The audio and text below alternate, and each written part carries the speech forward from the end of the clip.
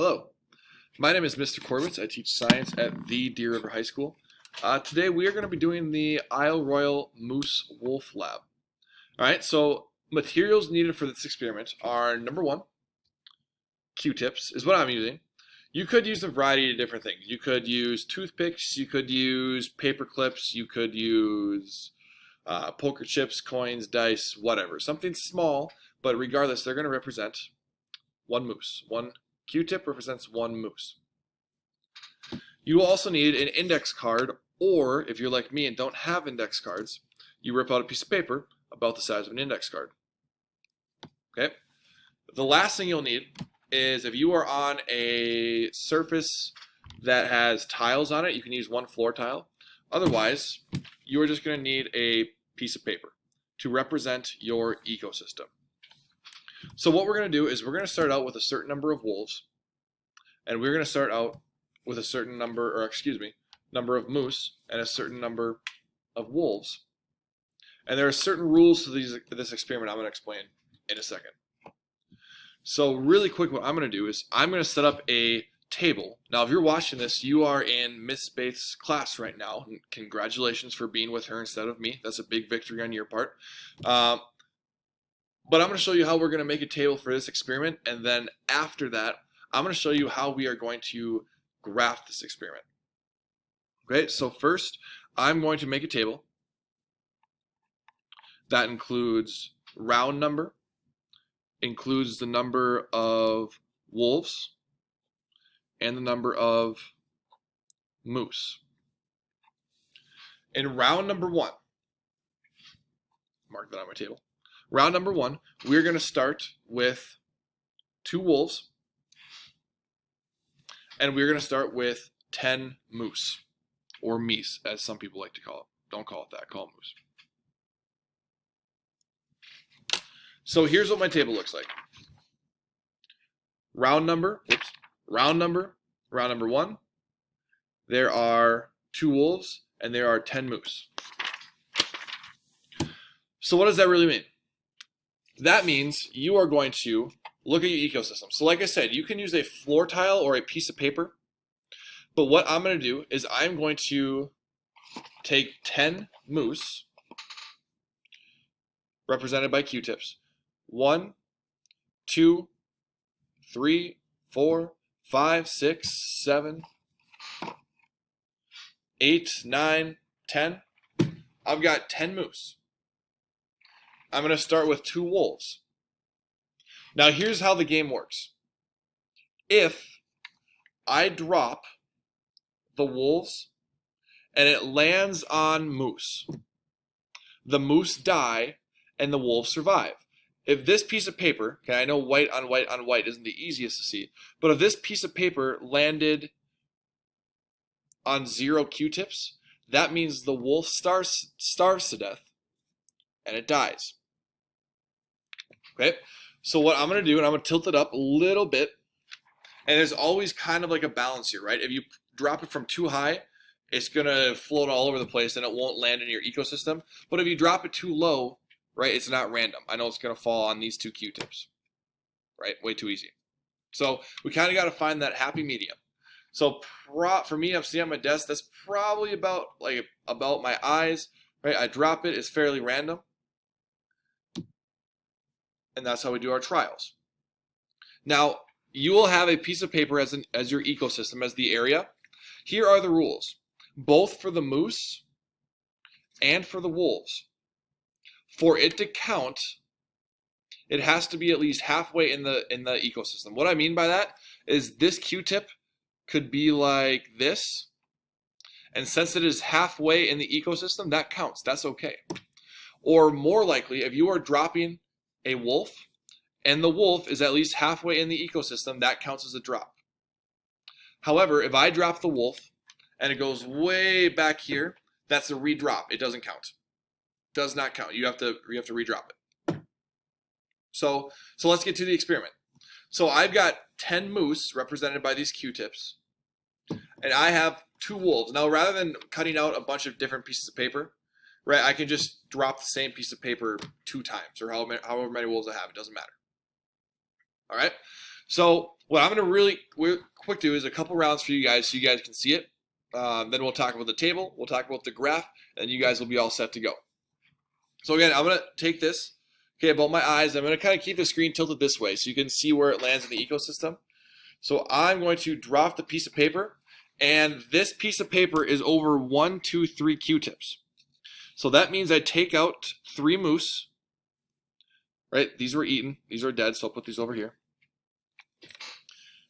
And that was 1 wolf being dropped. Now I started out with 2 wolves, so that means I dropped the paper 2 times, right? So now the second drop represents the second wolf. Okay, I drop it and we go from there. So about my eyes, I drop it. Okay, so we landed on 1 Q-tip. This moose did not survive. Take that moose out.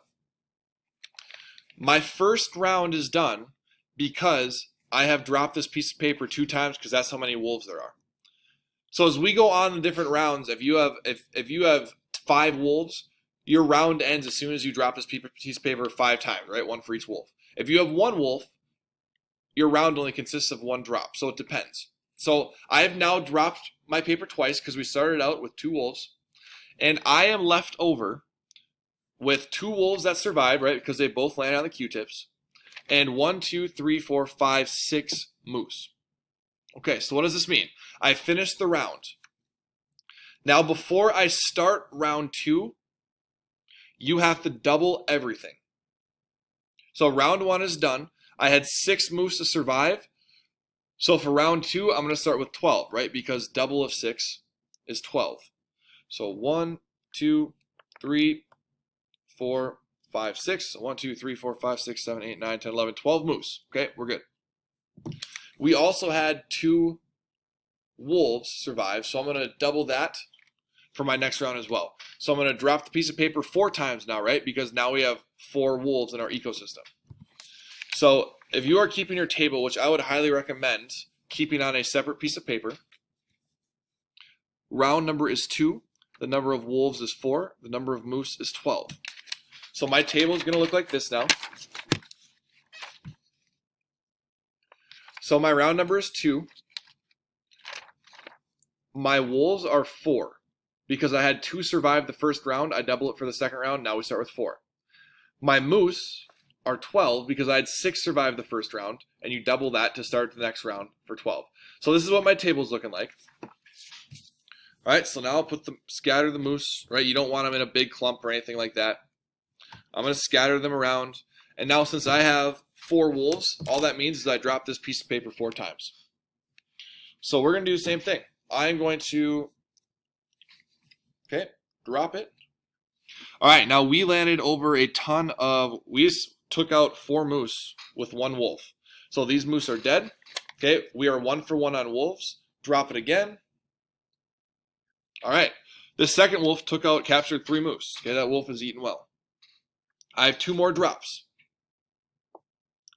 Okay, so this is our first miss. What this means is this wolf did not survive because it did not land on any Q-tips. So the third wolf died, so I need to remember that, right? I've dropped 3 wolves, and only 2 of them have survived. All right, so I dropped the final one, and it landed on and over 2 Q-tips. And it doesn't have to be touching them, it just has to be over them. Okay, so now I just had 3 out of 4 wolves survive, and I only had 3 moose survive. So before I start round 3, again, I need to double it. So I'll go to my table, I'll write round 3. Since I had 3 out of my 4 wolves survive, I double that for the next round. So round 3 starts with 6 wolves. And I had 3 moose survive. Round 4 starts with 6 moose, because only 3 survived. So when I get to round 4, or excuse me, round 3 rather, okay, I only have 6 moose. And now I have to drop this 6 times, right? Because that's going to be the six wolves. So I'll do that really quick.